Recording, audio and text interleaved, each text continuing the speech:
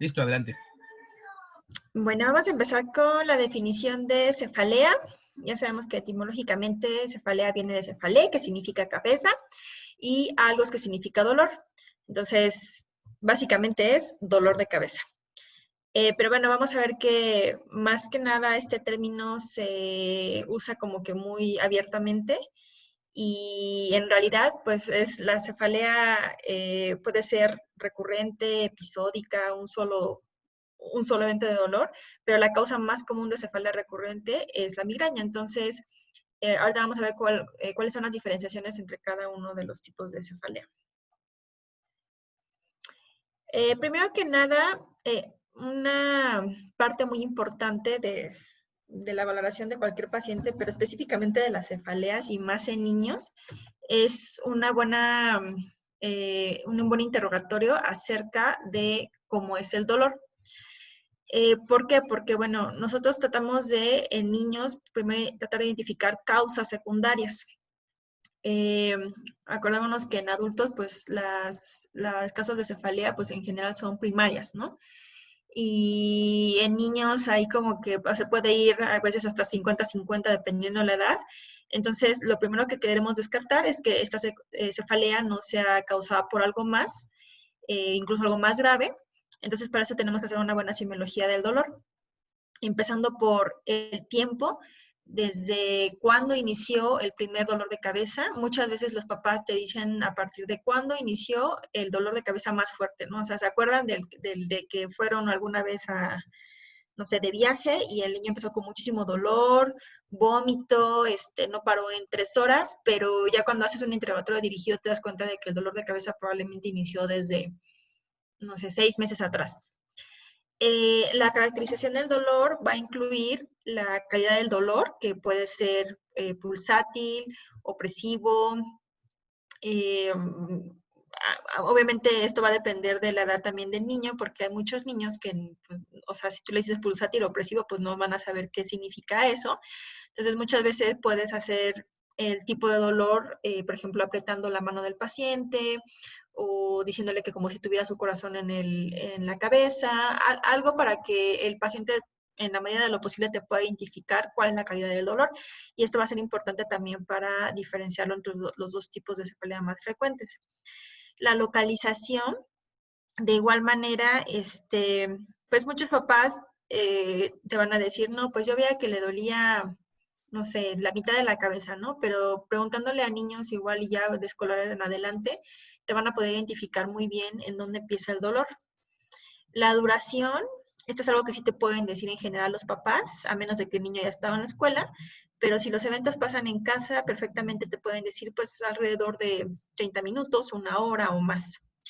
La severidad es una parte que también es difícil de evaluar en niños, debido a que si ustedes le dan una escala del dolor del 1 al 10, pues prácticamente los niños de 8 años para adelante te van a entender, pero abajo de eso va a ser difícil que te digan, ah, sí, pues el peor dolor de mi vida o el dolor más leve de mi vida va a ser difícil. Entonces, una forma en la que se ha visto que se puede categorizar el dolor en niños es diciendo que los niños que tienen un dolor leve son aquellos que le avisan a los papás, me duele la cabeza, pero siguen haciendo sus actividades.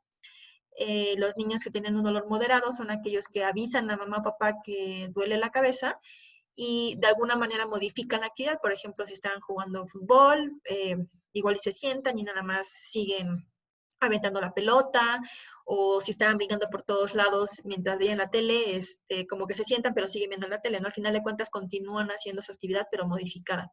Y aquellos con un dolor severo son que avisan a los papás, pero además dejan hacer toda la actividad y literalmente se tienen que poner quietos o encerrarse para que ese dolor baje. Y por último, la frecuencia, cuántas veces a la semana, cuántas veces en un mes o incluso varios episodios durante un día. ¿Cuáles son los signos y síntomas asociados? Si el dolor se acompaña de náusea, vómito, molesta la luz, molesta el ruido, se exacerba con el ejercicio. ¿Qué más acompaña con este dolor? signos de alarma, que vamos a ver que estos van a ser importantes para descartar algunas patologías, incluso tumorales a nivel del sistema nervioso central, pero en general datos de focalización en la exploración, bueno, más bien en el interrogatorio dirigido, o incluso, por ejemplo, dolores que iniciaron de manera súbita, han ido incrementando en frecuencia, en intensidad en las últimas semanas o meses, y que ha cambiado de características a como fue inicialmente el dolor. Y también algo muy importante aquí es la historia familiar. A veces nosotros, bueno, muchos médicos piensan que cuando llega un paciente con dolor de cabeza, pues si es pediátrico, no sé, menos de 10 años, seguramente es algo anormal, ¿no? Pero muchos de ellos tienen familiares de primer grado que también sufren de migraña, entonces tienen todo el derecho también de tener un diagnóstico de migraña. Dentro de la clasificación vamos a ver que la última clasificación que salió fue la Internacional de Trastornos de Cefalea, su versión 3, y que ya como tal esta última divide a las cefaleas en 3 grandes grupos. A la cefalea primaria, es decir, a la que no tiene causa conocida, a la cefalea secundaria, que puede ser secundaria a muchas cosas, secundaria a patología, secundaria a medicamentos, secundaria a muchísimas cosas, y a las neuropatías craneales. Aquí me voy a centrar más en esta plática sobre las cefaleas primarias, que son en sí la causa más frecuente, y las que por lo menos son las que deberíamos de identificar para saber cuáles son las que no se están presentando con estas características y nos deben de llamar así datos de alarma. Entonces vamos a empezar con la migraña sin aura. Un paciente se puede considerar con migraña sin aura cuando ha tenido al menos 5 episodios de dolor de cabeza que han durado de entre 2 a 72 horas, y la característica o la calidad del dolor es pulsátil, unilateral, es decir, se presenta solo en un hemisferio de la cabeza, que empeora con la actividad física y es de una intensidad moderada a severa. En general, se puede asociar con náusea, vómito, fotofobia, que es la sensibilidad a la luz, y la sonofobia, que es la sensibilidad al ruido. Esto es como que en general, si ustedes lo ven, incluso para los criterios para adultos, ¿no? Pero aquí hay que hacer algunas consideraciones, por ejemplo, para niños menores antes de la adolescencia. No necesariamente el dolor de cabeza tiene que ser unilateral. De hecho, en muchos de los niños se puede presentar bilateral y sobre todo en localización frontotemporal. Y también hace caracterizaciones de que la cefalea no necesariamente tiene que ser pulsátil, por lo que volvemos a lo mismo que ya habíamos platicado al principio, que a veces es difícil que el niño nos pueda decir algunas características. Pero como vamos a ver más adelante, estos dolores de cabeza que se asocian con náusea, vómito, fotofobia, sonofobia, pueden entrar mucho mejor en la clasificación de migraña. Entonces, lo que nos dicen las guías es de que si tú tienes un paciente en el que por uno u otro criterio te haga sospechar más de migraña, mejor lo clasifiques como migraña en vez de como cefalea tensional. Bueno, entonces, esa fue la migraña sin aura, ahora la migraña con aura. Previamente habíamos visto que tiene que tener 3 características en general. Aquí es lo mismo, nada más que el paciente tiene que tener algún síntoma que le avise que el evento de cefalea va a ocurrir, y a este evento que le avisa se le llama aura. Cuando los dolores de cabeza se acompañan de aura, entonces solo se requiere que el paciente tenga 3 o más eventos en el último año, a diferencia de los 5 eventos que se necesitaban para la migraña sin aura. Y las auras pueden ser de 6 tipos. Puede ser aura visual, aura sensorial, aura disfásica, motora, de tallo encefálico y retiniana. Las más frecuentes son las visuales, ¿ok?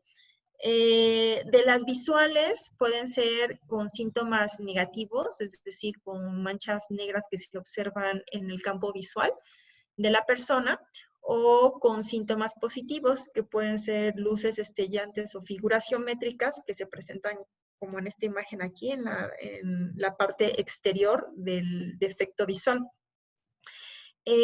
La forma para diferenciar el aura visual de la retiniana es que el aura visual se presenta de manera biocular, es decir, si nosotros, es difícil también que el niño te va a decir, si nada más lo veo en un solo ojo, ¿no? Entonces, hay que tratar de hacerlas algunas pruebas de que, por ejemplo, si dice que ve una mancha negra, si está en el evento, o avisarás a los papás que hagan esta prueba en casa, que el paciente cierre un ojo. Entonces, normalmente en un ojo se va a ver más la mancha negra que en otra, pero al final de cuentas se va a ver en los dos ojos y esto nos va a dar un inicio de que el aura es visual, a diferencia del aura retinana, que si el paciente cierra un ojo y no se ve este defecto visual negativo, entonces probablemente ese sea un aura retiniana.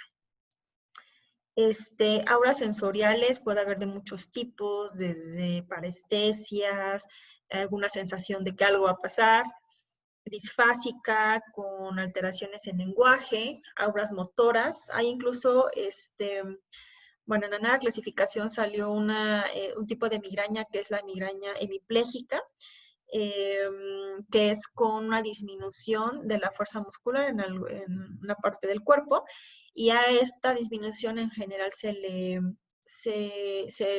determina que es un aura. Entonces, depende de la clasificación del año en la que lo lean, pueden tomarlo como una migraña con aura o una migraña que está separada y que es de tipo hemipléjica. Y algo muy importante para que nosotros digamos que esa migraña sí se acompaña con un aura es que el aura debe de durar por lo menos 5 minutos, pero no más de 60 minutos. ¿Por qué? Porque si dura más de 60 minutos, significa que ese es un signo de alarma y que probablemente haya que hacer algún estudio de imagen para determinar si más bien esto que se está presentando aquí no es un dato de focalización y, por ejemplo, de algún evento cerebral vascular, ¿no? Que también se puede presentar con dolor de cabeza. Debe de ser reversible, es decir, esto duró 60 minutos y después de los 60 minutos dejó de ver la mancha negra o dejó de ver las luces extravagantes. Debe de ser unilateral y empezar a los 60 minutos próximos del dolor. O sea, no se vale de que empiece a ver, por ejemplo, las luces centellantes y 3 horas después tuve dolor de cabeza. Ya como tal, ya eso no es un aura asociada a migraña. Por otro lado, la cefalea tensional es una cefalea recurrente y que dura entre 30 minutos hasta 7 días. Aquí pueden ver que el dolor de cabeza prácticamente puede estar durando una semana y ser esperado, entre comillas, porque vamos a ver que también hay algunos datos de alarma ahí, después de 72 horas, y con 2 o más de los siguientes síntomas, que es de características no pulsátil, una localización difusa, en general holocraneana se puede ser, pero no lo podemos definir en una sola área del cráneo. No se agrava con actividad física y puede tener una severidad de moderada a severa. Y aquí a la cefalea tensional la vamos a poder subclasificar de acuerdo a su frecuencia como infrecuente en aquellos pacientes que presentan menos de uno o uno dolor al mes. O sea, por ejemplo, puede ser 2 eventos en 6 meses. Frecuente cuando lo presenta de 1 a 4 veces por mes. Es decir, puede ser prácticamente una vez a la semana en un mes. O crónica de más de 15 eventos por mes por más de 3 meses. Entonces, ¿por qué es importante hablar de la migraña? Sobre todo en pediatría, aunque parezca que no es tan frecuente. Porque en general la prevalencia de migraña es de 2.5 a 4% en niños menores de 8 años. O sea, es bastante frecuente. Puede incrementar prácticamente al doble o más, ya yéndonos hacia los 15 años, hacia la adolescencia. Y en general no se sabe bien la prevalencia de la cefalea tensional porque esta suele ser más leve. Como la migraña, el dolor de cabeza suele ser mucho más severo, los pacientes, o bueno, por los papás de los pacientes, no los llevan más frecuentemente a la consulta. En cambio, en la cefalea tensional, como es más leve, pues prefieren los papás darles medicamentos en casa para que se controlen los eventos. Entonces, en un paciente que llega a la consulta general, ¿cómo se debe de hacer la evaluación de la cefalea? Bueno, ya una vez que hicimos la anamnesis del dolor, hicimos la caracterización de esos síntomas, si tiene cefalea tensional, si tiene migraña, si es con aura o sin aura. La Academia Americana de Neurología ha determinado que no es adecuado hacer como que para que te ingreses, ¿no? O sea, échale los estudios de laboratorio de biometría, química, electrolitos séricos y pídele tomografía de cráneo y resonancia magnética. Esto no es adecuado, ¿no? Siempre hay que evaluar a los pacientes y hacer un estudio de protocolo adecuado a cada uno. Entonces, realizar los estudios de punción lumbar o de laboratorio, electroencefalograma, no están justificados a menos de que se sospeche que esto sea una cefalea secundaria. Entonces, esa, al final de cuentas, fue lo primero que vimos, que es nuestra meta final en la evaluación de la cefalea. Primero hablemos de la neuroimagen. Entonces, ¿cuándo está indicado hacer un estudio de imagen? Cuando la cefalea sea de evolución subaguda y con una progresión rápida a una mayor severidad. Cuando exista cefalea de reciente presentación en pacientes inmunosuprimidos, cuando el paciente presente el peor dolor de cabeza, o sea, puede ser incluso tanto de severidad como de duración, o sea, puede ser un estatus migrañoso, que presente síntomas sistémicos asociados al dolor de cabeza, como fiebre o rigidez de nuca, y síntomas focales en la exploración neurológica. Esto, en general, son las indicaciones para adultos, ahorita vamos a ver para niños. Pero ustedes desde aquí se van dando cuenta como que, pues, por dónde va la cosa de descartar algo secundario, ¿no? O sea, una cefalea subaguda con progresión rápida, bueno, se puede estar hablando de algún dato de hipertensión endocraniana, en pacientes inmunosuprimidos que tienen medicamentos que pueden ocasionar que sean propensos a infecciones o incluso a lesiones tumorales, asociados a fiebre. Ya vimos, por ejemplo, en la clase pasada los datos de meningoencefalitis, como la rigidez de nuca o la fiebre, en el síndrome febril o síndrome neurológico. Entonces, estos son datos que nos indican que probablemente ese dolor de cabeza no sea una cefalea primaria. Entonces, ¿qué cosas aparte podríamos agregar en niños para tener como un criterio de hacer un estudio de neuroimagen? Bueno, pues que la cefalea se presente en el primer mes de inicio. O sea, por ejemplo, un paciente que apenas nunca en su vida había tenido dolor de cabeza y apenas lleva un mes con dolores de cabeza severos, ausencia de una historia familiar, tienen datos de migraña, pero no tienen ningún familiar de primer grado. Hay que tener ahí como que también un foquito rojo. Un examen neurológico anormal, alteración en la marcha, en general marcha táxica, crisis convulsivas, alteraciones del sueño, que sobre todo un dolor de cabeza que levante a un niño es un dolor muy severo, vómito o confusión.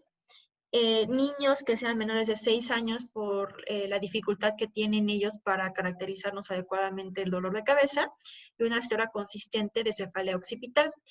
Y entonces aquí es como que vemos todavía más la razón por la que tenemos que hacer un estudio de neuroimagen en caso de que uno o más de estos síntomas se presenten.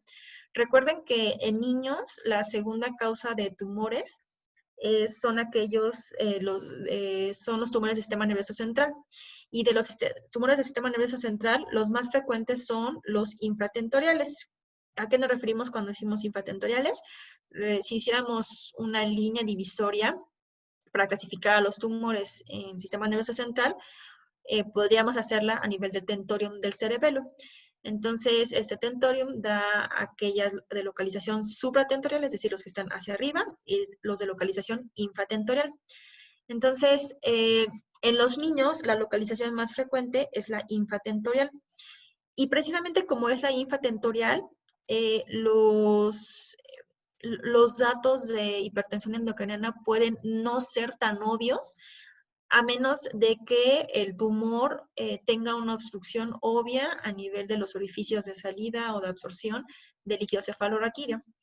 Entonces, a veces sí puede ser que las cefaleas, por ejemplo, evolucionen en 3 meses cuando apenas inició la lesión, digamos, aquí en cerebelo, y mientras va creciendo la lesión de manera exofítica hacia cuarto ventrículo, que es esta región de aquí, va incrementando la presión endocraniana, y hacia el principio era un dolor de cabeza que era, no sé, una vez a la semana de intensidad leve, que no le causaba nada más. Ahorita en las últimas 3 semanas ya lo está despertando por la noche, se está acompañando de vómitos, los papás están viendo que camina como borrachito, no hay historia familiar de migraña o de algún otro trastorno de cefaleas, y en general podemos encontrar un examen neurológico normal para cuando el niño ya nos llega así. Y entonces, ¿qué estudio de imagen le tenemos que enviar? Bueno, dependiendo de lo que estemos sospechando, porque en general una tomografía es un buen estudio inicial para ver si hay, por ejemplo, hemorragias o incluso isquemia, dependiendo del tiempo de evolución. ¿Okay? O sea, sí, este dolor de cabeza puede ser por un evento vascular cerebral, como ya dijimos.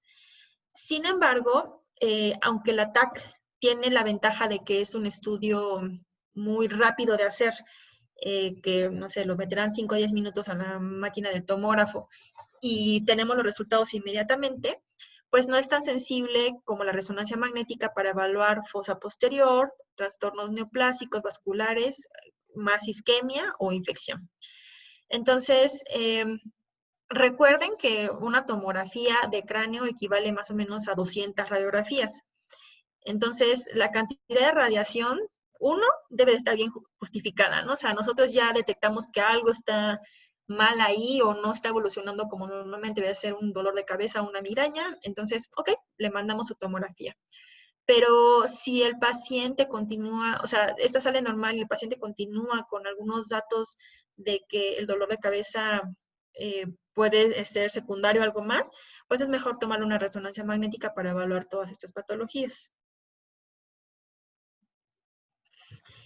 El tratamiento, según la Academia Americana de Neurología, sección para pediatría, está dirigido a reducir la frecuencia, severidad, duración y discapacidad ocasionada por tanto la cefalea tensional como la migraña. Ustedes van a ver que la mayoría de los pacientes, igual y de adolescentes en adelante, les pueden decir que la migraña, por ejemplo, es una enfermedad que es muy discapacitante.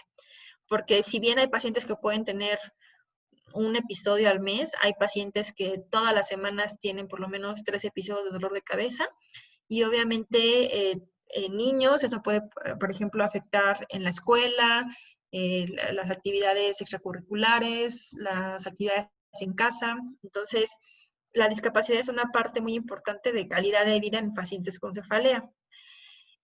Reducir el uso de terapias que puedan crear poca tolerancia o efectividad, en este caso específicamente los analgésicos o los antiinflamatorios.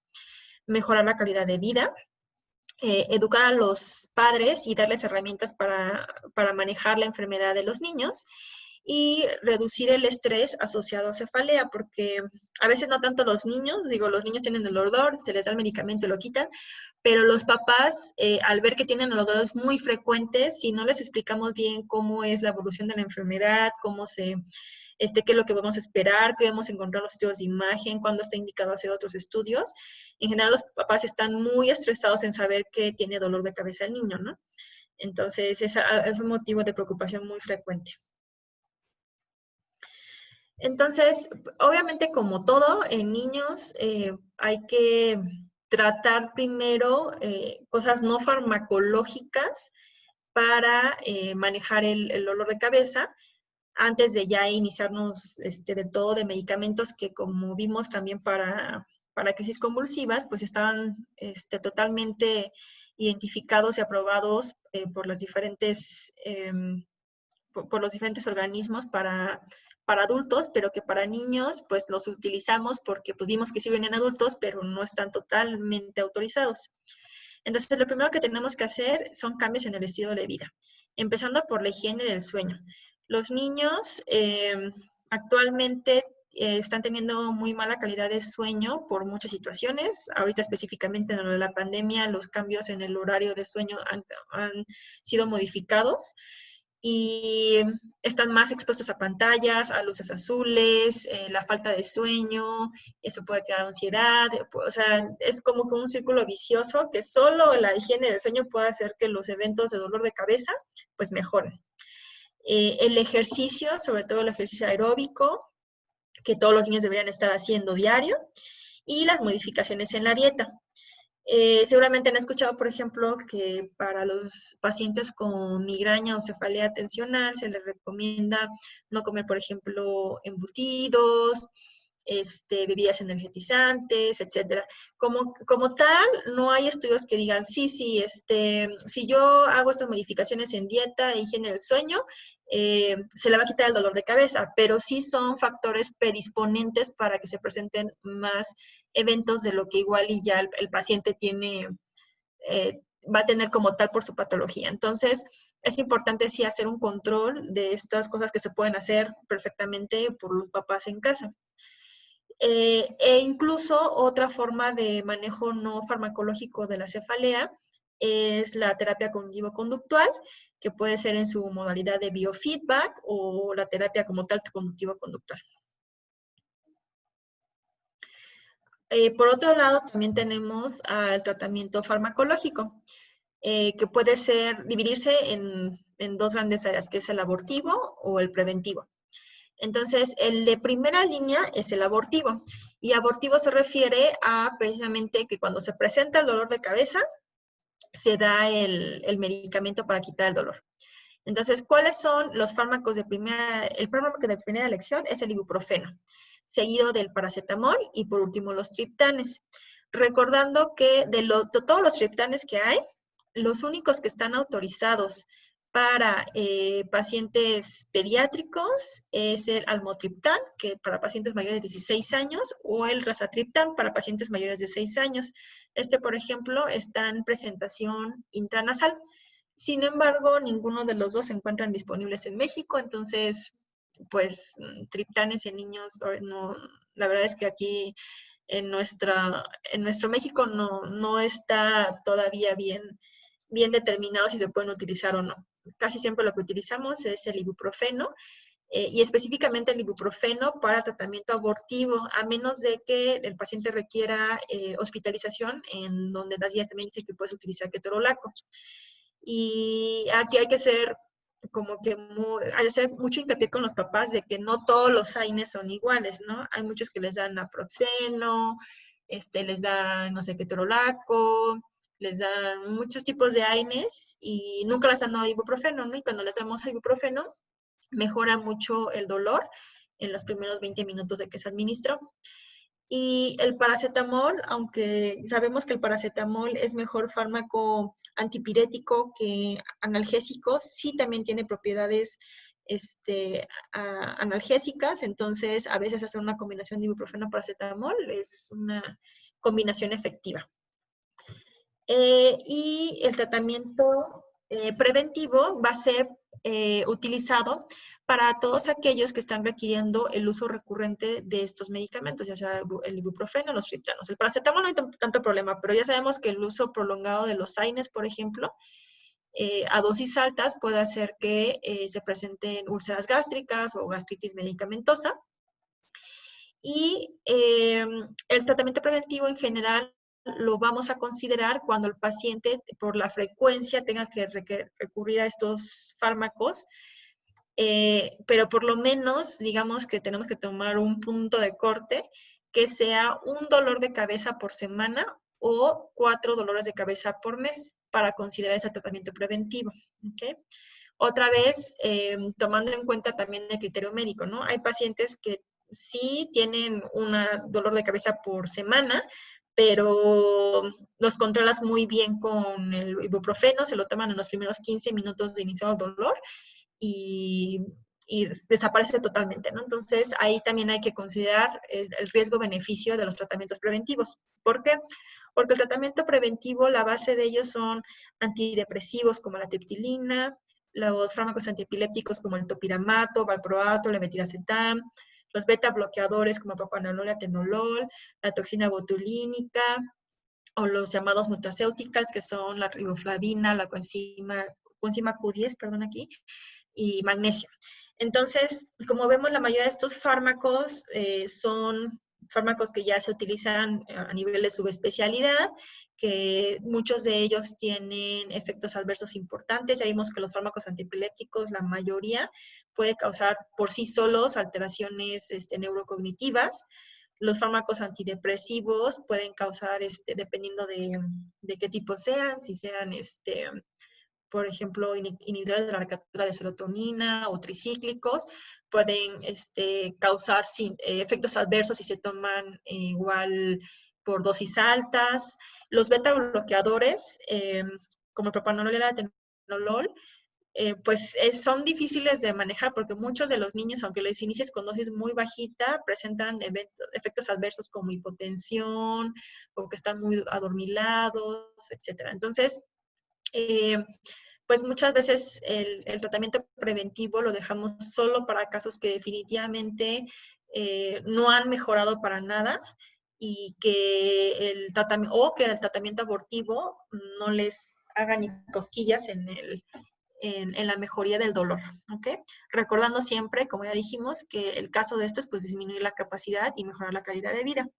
Algo muy importante que tenemos que recordar con el tratamiento abortivo es que hay que explicarle bien a los papás que por la fisiopatología en cómo ocurre el dolor de cabeza, que al final de cuentas son ondas de inflamación que van desde la región posterior hacia la región frontal, que se les llama ondas de Lau.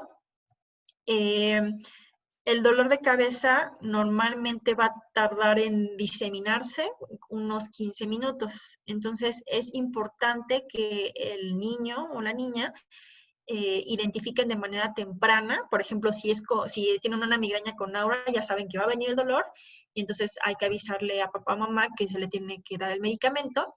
O si es sin aura, que el dolor ya va empezando e inmediatamente tomarse el medicamento en los primeros 15 minutos, porque está demostrado que si el paciente toma el medicamento después de esos primeros 15 minutos, puede que sí lo quite el dolor de cabeza, o sea, aunque no corte, digamos, esa propagación de neuroinflamación, pero sí va a tardar mucho más tiempo en hacer el efecto. Y entonces esto lo van a tomar los pacientes como que es un tratamiento no adecuado o como que no está funcionando. Listo. Muy bien, ahora sí fue rápido, pero muy bien. No sé si alguien tiene alguna pregunta o duda.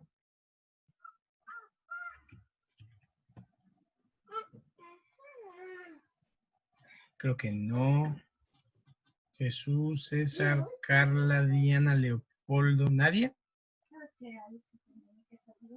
Bueno, sí, adelante. déjenme conectarme rapidísimo.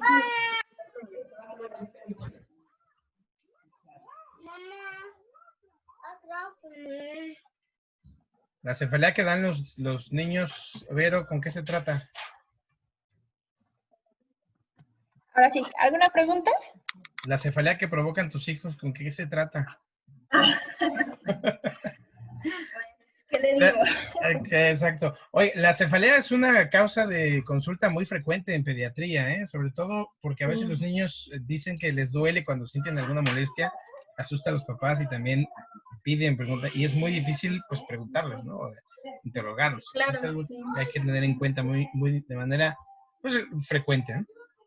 Claro, sí. Y además, algo que me ha tocado mucho en la práctica clínica diaria es que luego hay dolores de cabeza que, pues, te sacas tu manual de clasificación internacional de cefaleas 3 y pues no los puedes clasificar en ningún lado porque es así, un dolor de cabeza que le dura 2 minutos en la región occipital, pero todavía no me sabe decir si le punza, le duele, cómo, le aprieta, y se le quita solito. Pero no sé, le pasa 4 veces a la semana, ¿no? Eso es bastante frecuente y es un dolor súper intenso, que hasta grita, ¿no? O puede perder el estado de alerta.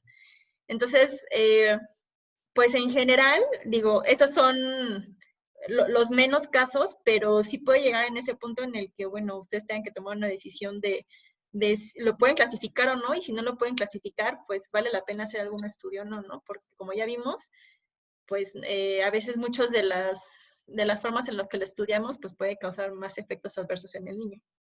Entonces, hay que estar bastante atentos a eso.